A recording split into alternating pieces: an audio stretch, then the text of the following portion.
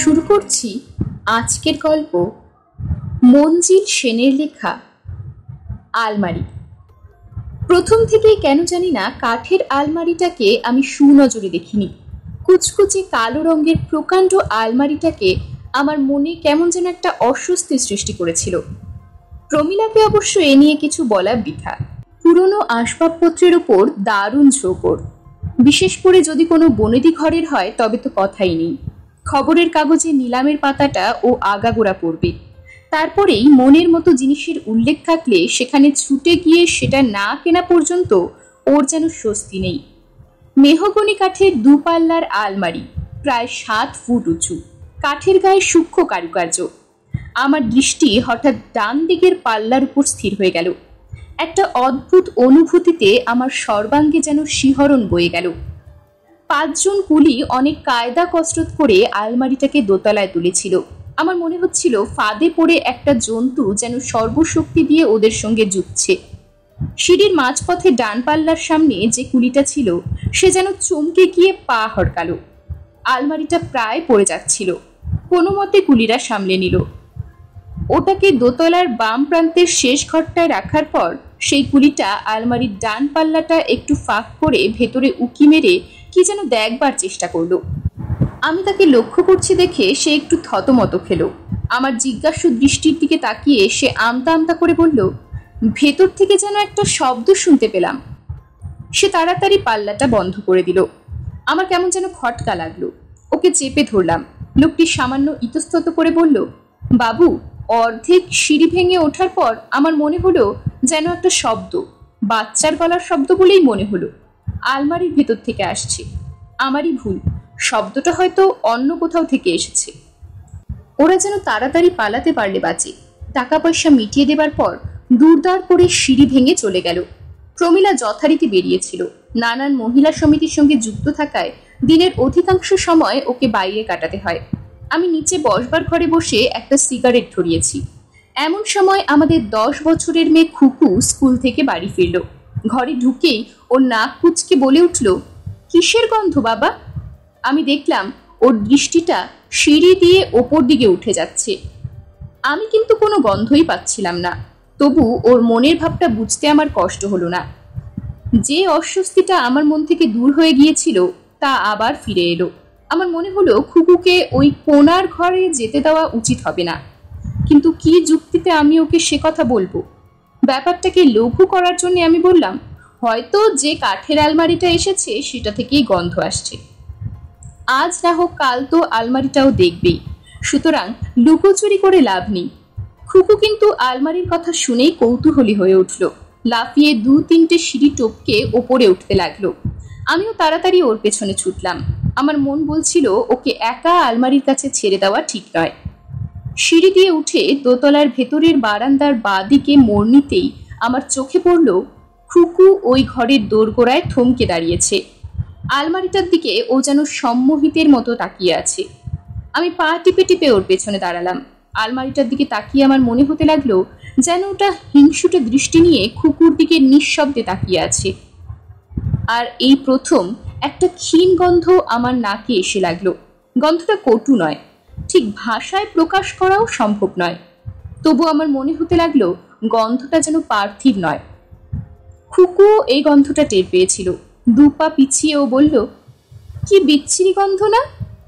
আমি সহজ হবার চেষ্টা করলাম। বললাম, পুরনো আলমারি, বোধহয় অনেকদিন গুদামে পড়েছিল, তাই একটা গন্ধ হয়েছে। গন্ধটা ক্রমেই যেন তীব্র হয়ে উঠছে। পর মুহূর্তে একটা ব্যাপার আমার কাছে পরিষ্কার হয়ে গেল। গন্ধটা কাঠের আলমারি থেকে আসছে ঠিকই, তবে যেন ডান দিকের পাল্লার ভেতর থেকে, বন্ধ পাল্লার ভেতর থেকে যেন দমকে দমকে গন্ধটা আসছে। আমি আর নিজেকে সামলে রাখতে পারলাম না। একটা নিষ্ঠুর আক্রোশে এক হ্যাচকা টানে ডান দিকের পাল্লাটা খুলে ফেললাম। পর মুহূর্তে আমি সমস্ত শক্তি দিয়ে পাল্লাটাকে ঠেলে বন্ধ করবার চেষ্টা করলাম।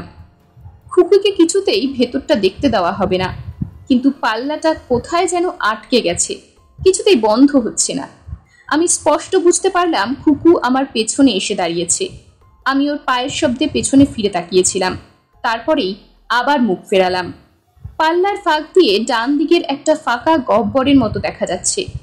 আগেই বলেছি, আলমারিটা প্রকাণ্ড, চওড়া অনেকটাই।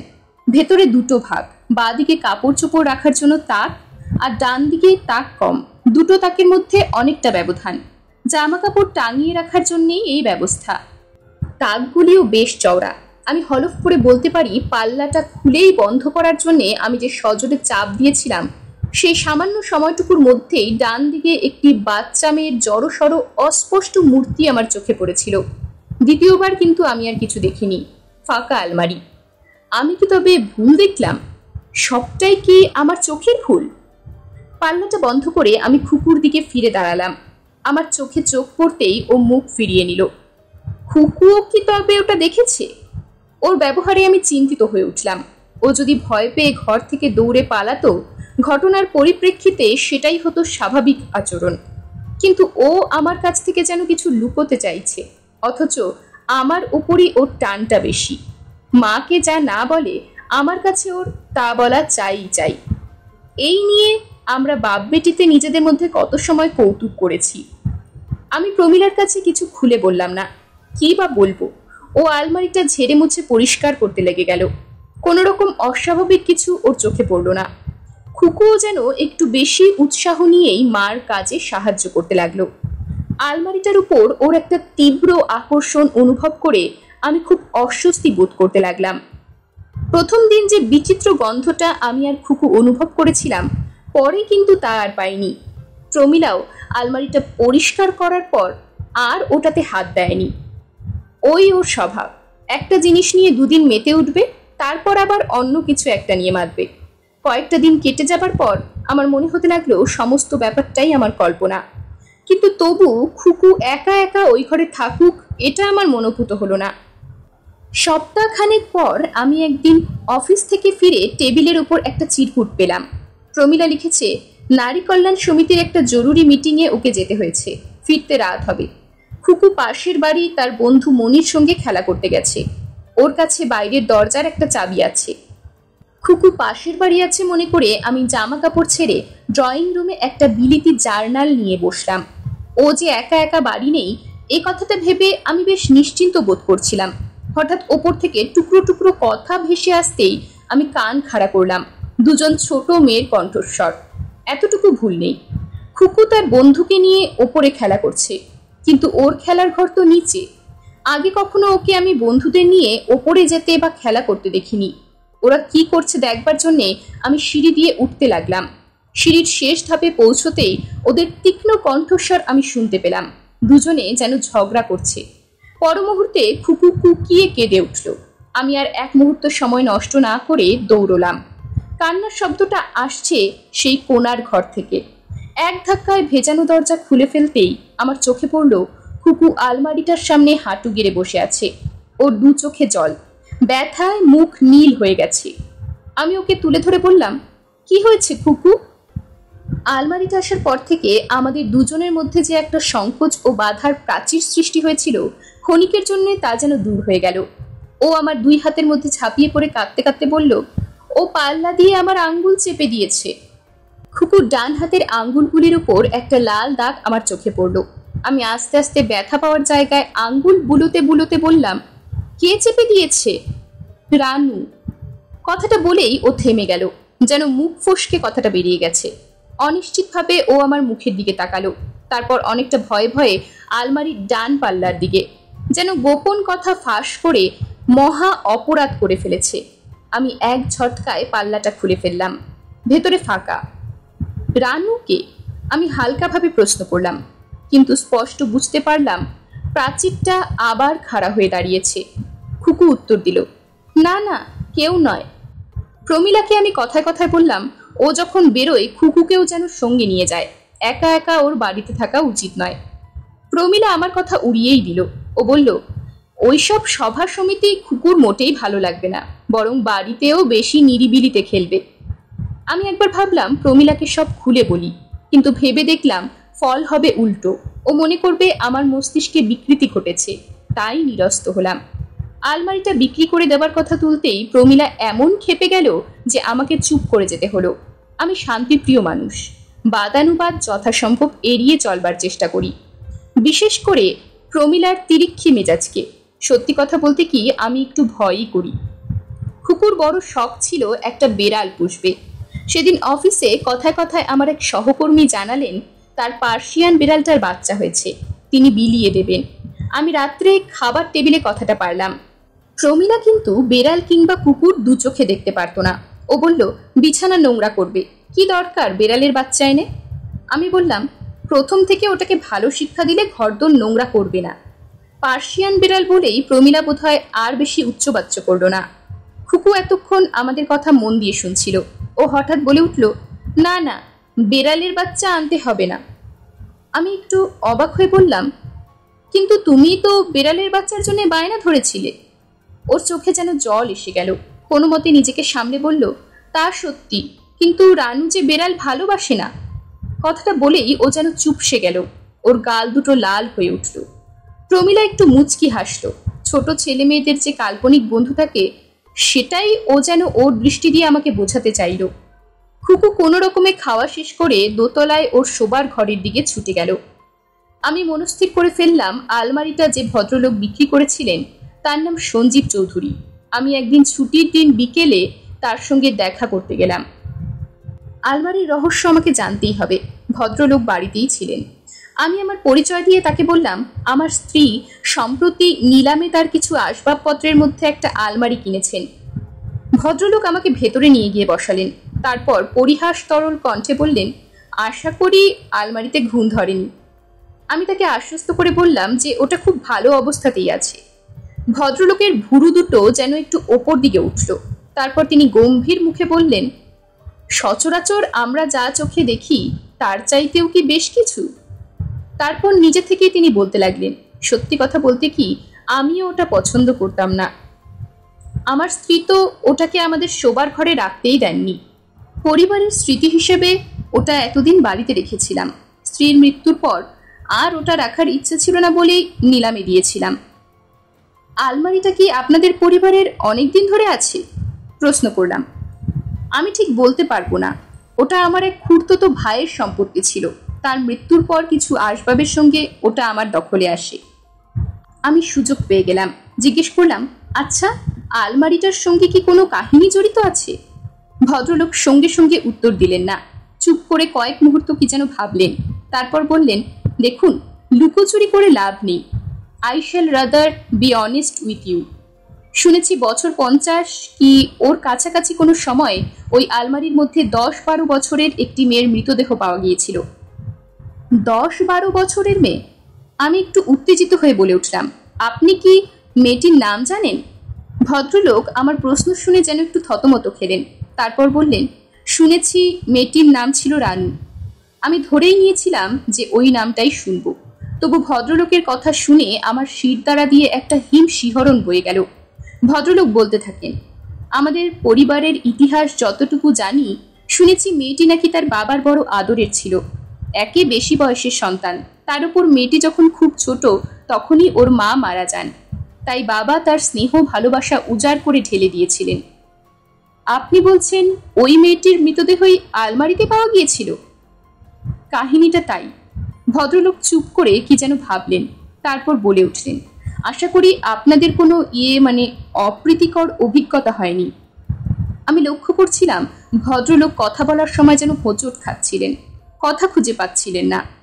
একটি বাচ্চা মেয়ের উদ্ভট কল্পনায় আমি প্রভাবান্বিত হয়েছি। এটা তাকে বলতে আমার কেমন যেন বাধো বাধো ঠেকল। তাই আমি বললাম, আমার স্ত্রী বলছিলেন আলমারির ভেতর থেকে তিনি একটা বাচ্চা মেয়ের গলা শুনতে পান। সর্বনাশ! ভদ্রলোক যেন আটকে উঠলেন। আলমারিটা পুড়িয়ে ফেলা উচিত। আমার স্ত্রীও ওই এক কথাই বলতেন। কিন্তু আসল ঘটনা কি ঘটেছিল? আমি জিজ্ঞেস করলাম। ভদ্রলোক শুরু করলেন, সুধাকান্ত অর্থাৎ সেই বাবা ও মেয়ে রানুর মধুর সম্পর্কের মধ্যে প্রথম চির ধরল যখন সুধাকান্ত মেয়ের দেখাশোনা করার জন্য যে মহিলাকে রেখেছিলেন তার মোহে পড়ে গেলেন। ভদ্র মহিলার নাম ছিল সৌদামিনী। সুধাকান্ত মারা যাবার অনেক বছর পর সৌদামিনীর মৃত্যুকালীন জবানবন্দি থেকে ঘটনাটি জানা গিয়েছিল। সুধাকান্তর এক দূর সম্পর্কের ভাই ওই বাড়িতে থাকত। তার নাম ছিল প্রান্তোষ। সে মদ্যপ ও উশৃঙ্খল। সুধাকান্ত তাকে দু চোখে দেখতে পারতেন না, আবার ফেলতেও পারতেন না। সৌদামিনীর সঙ্গে প্রান্তোষের প্রথম থেকেই একটা সম্পর্ক গড়ে উঠেছিল। প্রান্তোষী সৌদামিনীকে প্ররোচিত করে সুধাকান্তকে বিয়ে করার জন্যে। তার উদ্দেশ্য ছিল বর্ষিয়ান সুধাকান্তর মৃত্যুর পর সে সৌদামিনীকে বিয়ে করে সুধাকান্তর সম্পত্তি ভোগ করবে। যতদিন তার সম্ভব না হয় তারা গোপন প্রণয়লীলা চালিয়ে যাবে। রানু কিন্তু প্রথম থেকেই তার বাবা যে সৌদামিনীর দিকে ঝুঁকছেন এটা সুনজরে দেখেনি। সৌদামিনীকে সে হিংসে করতে শুরু করেছিল। এক রাতে সুধাকান্ত যখন ব্যবসার সূত্রে বাইরে গিয়েছিলেন, রানু ঘুমের মধ্যে ভয় পেয়ে সৌদামিনীর ঘরে চলে আসে। প্রান্তোষ আর সৌদামিনীকে সে অপ্রস্তুত অবস্থায় দেখে ফেলে। কি ভয়ানক অস্বস্তিকর পরিবেশ বুঝে দেখুন। রানুর মুখ থেকে এটা জানার অর্থ হলো ওদের পরিকল্পনা, ওদের ভবিষ্যৎ চুরমার হয়ে যাওয়া। প্রান্তোষ মুহূর্ত দ্বিধা করেনি। রানুকে জোর করে বিছানায় শুইয়ে একটা বালিশ দিয়ে ওর মুখ চেপে ধরেছিল। সৌদামিনীর জবানিতে জানা যায় সে নাকি প্রান্তোষকে অনেক অনুনয় করেছিল, কিন্তু প্রান্তোষ তার কথায় কান দেয়নি। অবশ্য সৌদামিনীর এ কথাটা কতটা বিশ্বাসযোগ্য তা যাচাই করার সুযোগ ছিল না। রানুর দেহটা ওরা সুধাকান্তর স্ত্রীর ঘরে যে বড় কাঠের আলমারিটা ছিল তার মধ্যে ঢুকিয়ে পাল্লা বন্ধ করে দেয়। ওই ঘরটা প্রকাণ্ড বাড়ির এক প্রান্তে ছিল। রানুর মার মৃত্যুর পর থেকে কেউ আর ওটা ব্যবহার করতো না। সুধাকান্ত ফেরার পর তাকে দুর্ঘটনার কথা জানানো হয়। রানু নিশ্চয়ই তার মার ঘরে গিয়ে কোনো কারণে আলমারিটার মধ্যে ঢুকেছিল, তারপর পাল্লাটা ভেতর থেকে বন্ধ করে দেয়। পাল্লাটা জোরে আটকে যাওয়ায় ও আর বেরোতে পারেনি। ওদের এই কথা বিশ্বাস না করার কোনো কারণ ছিল না। এই ঘটনায় সুধাকান্ত ভয়ানক ভেঙে পড়েন। তারপর আর 1 বছর মাত্র বেঁচেছিলেন। এরই মধ্যে সৌদামিনীর সঙ্গে সুধাকান্তর কোনো মতে বিয়েটা হয়ে যায় এবং সৌদামিনী বিধবাও হয়। প্রচুর সম্পত্তির অধিকারিণী সৌদামিনী অল্প দিনের মধ্যেই যখন আবার প্রান্তোষকে বিয়ে করে তা নিয়ে সমাজে খুব হইচই পড়েছিল। আমি হঠাৎ জিজ্ঞেস করলাম, আচ্ছা, রানুর মৃতদেহ আলমারির কোন দিকে ছিল? কেন, ডান দিকে। সঞ্জীব চৌধুরী যেন একটু বিস্মিত হয়ে বললেন, আপনি খেয়াল করে দেখবেন ডান দিকের পাল্লাটা বেশ জোর দিয়ে খুলতে হয়। আমার কাছে অবশ্য এ ব্যাপারটা অজানা ছিল না। ভদ্রলোক আবার শুরু করলেন, পাপের ধন ভূতে খায়। সৌদামিনীর জীবনেও সুখ ছিল না। প্রান্তোষ জুয়া খেলে 2 হাতে টাকা ওড়াতে লাগলো। তাছাড়া তার আরো বদ স্বভাব ছিল। এসব কথা সৌদামিনী আগে জানতো না। বিয়ের পর প্রান্তোষের আসল মূর্তি দেখে সে স্তম্ভিত হয়ে যায়। প্রান্তোষ তার উপর অত্যাচারও শুরু করে। ক্রমে তাকে কাল রোগে ধরে। তখনকার দিনে যক্ষার ভালো চিকিৎসা ছিল। মরবার আগে সৌদামিনী সমস্ত কাহিনী বলে যায়। আমি জিজ্ঞেস করলুম, রানুর কোনো ছবি আছে? ভদ্রলোক বললেন, ফ্যামিলির বহু পুরনো ছবির মধ্যে তারও একটা ছবি আছে, তবে তা দেখে কিছু বোঝার উপায় নেই, বিকৃত হয়ে গেছে। আমার অনুরোধে তিনি পুরনো কাগজপত্র ঘেটে একটা ছবি নিয়ে এলেন। ছবিটা অস্পষ্ট, তবু আমার মনে হলো ফ্রক পরা 10-12 বছরের একটি মেয়ে। আর অস্পষ্ট হয়ে যাওয়া সত্ত্বেও ছবির চোখ দুটো যেন অস্বাভাবিক উজ্জ্বল। ভদ্রলোক আবার বলতে লাগলেন, রানু দেখতে খুব ফুটফুটে ছিল, কিন্তু তার স্বভাব নাকি মোটেই ভালো ছিল না। সৌদামিনীর টুকরো টুকরো কথা থেকে জানা যায় যে বাপের উপস্থিতিতে সে খুব ভালো মানুষ সেজে থাকত। অন্য সময় তার মূর্তি ছিল একেবারে অন্যরকম। সৌদামিনীকে আঁচড়ে কামড়ে নাজেহাল করে ছাড়ত। তার প্রকৃতিও ছিল খুব নিষ্ঠুর। একবার নাকি একটা বেড়ালের বাচ্চাকে দোতলা থেকে ছুঁড়ে ফেলেছিল। বিড়াল ও একেবারেই দেখতে পারত না। বাবার কাছে মিথ্যে নালিশ করে লোকজনকে শাস্তি পাওয়ানো ওর একটা অভ্যেসে দাঁড়িয়েছিল। সৌদামিনী ওর ভয়ে সবসময় জুজু হয়ে থাকত। বাবা ওকে ছাড়া আর কাউকে সুনজরে দেখবেন এটা যেন সহ্য করতে পারত না। ভদ্রলোকের কথায় রানুর চরিত্রের নিষ্ঠুর ও হিংসুটে দিকটা আমার কাছে স্পষ্ট হয়ে উঠল। আমি তাকে ধন্যবাদ জানিয়ে উঠে পড়লাম। বাড়ি ফেরার পথে আমি দৃঢ় সংকল্প করলাম, প্রমীলা যাই বলুক আলমারিটাকে বাড়ি থেকে দূর করতেই হবে। ওটার প্রতি খুকুর তীব্র আকর্ষণ আর মাঝে মাঝে রানুর নাম উচ্চারণ করার মধ্যে আমি অশুভ ইঙ্গিত অনুভব না করে পারলাম না। আমি যখন বাড়ি ফিরলাম তখন বেশ রাত হয়ে গেছে। প্রমীলা আমার জন্য অপেক্ষা করছিল। দরজা খোলার সঙ্গে সঙ্গেই আমি জিজ্ঞেস করলাম, খুকু কোথায়? প্রমীলা অবাক হয়ে আমার মুখের দিকে তাকালো, তারপর বলল, ঘুমোচ্ছে। রাত কটা হলো খেয়াল আছে? আমি হাতঘড়ির দিকে তাকিয়ে চমকে উঠলাম। রাত 11:30। প্রমীলাকে যেন একটু চিন্তাগ্রস্ত মনে হলো। ও বলল, খুকুর কি হয়েছে বলতো? আজ সন্ধ্যে থেকে ওর হাবভাব কেন জানি আমার ভালো লাগেনি। আবার রানুর কথা বলছিল। আমি স্থানুর মতো দাঁড়িয়ে রইলাম। একটা অজানা আশঙ্কা আমাকে যেন গ্রাস করে ফেলতে চাইছে। প্রমীলা একটু থেমে আবার বলল, মনে হলো ও যেন খুব ভয় পেয়েছে। কি হয়েছে জিজ্ঞেস করতেই ও আমাকে দু হাতে আঁকড়ে ধরলো, সেই ছোট্টবেলায় যেমনটি করতো। বলল রানু নাকি ফিরে আসতে চায়। আমি আর অপেক্ষা করলাম না, আমার বুকের মধ্যে যেন হাঁপড় পড়ছে। টপাটপ সিঁড়ি টপকে আমি ছুটলাম খুকুর শোবার ঘরের দিকে। প্রমিলাও যেন ভয় পেয়ে আমার পেছন পেছন ছুটল। খুকুর শোবার ঘরের দরজা খোলা, বিছানা খালি। অন্য প্রান্তে সেই ঘরটার দরজা কিন্তু ভেজানো। আমি ছুটে গিয়ে এক লাথি মেরে দরজাটা খুলে ফেললাম।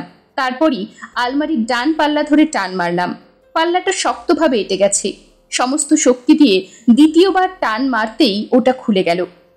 এবার আর আমার চোখের ভুল হয়নি। ডান দিকে দুই তাকের মাঝখানের ফাঁকে আলমারির গায়ে একটা দেহ হাঁটু মোড়া অবস্থায় যেন ঠেস দেওয়া রয়েছে। আমি ওকে কোলে তুলে নিলাম। প্রমিলা তাড়াতাড়ি ঘরের সব জানলা খুলে দিল। ঠান্ডা নির্মল হাওয়া ঘরে ঢুকতেই ছোট মেয়েটির চোখ খুলল। প্রমিলা ওকে জড়িয়ে ধরে গালে গাল ঘষতে ঘষতে কান্না ভেজা গলায় বলতে লাগলো, সোনা আমার, মানিক আমার, ভগবান তোমাকে রক্ষা করেছেন। সেই ছোট মেয়েটির উজ্জ্বল দুই চোখ আমার দিকে একদৃষ্টে তাকিয়ে আছে, যেন আমাকে যাচাই করার চেষ্টা করছে। আমি ভীষণ চমকে দু পা পিছিয়ে এলাম।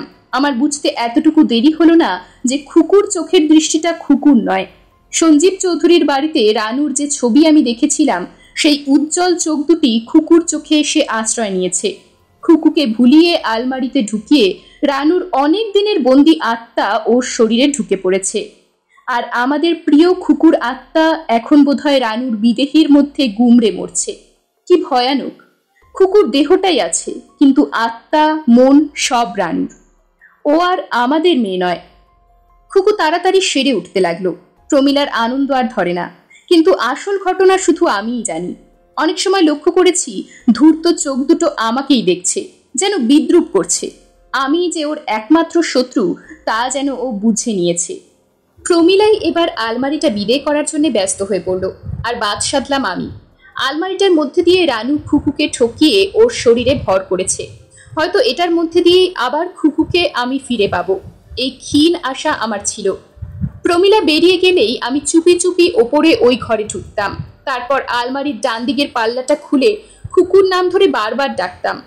একদিন আমার স্পষ্ট মনে হলো যেন আমি খুকুর গলা শুনলাম, বাবা আমি এখানে।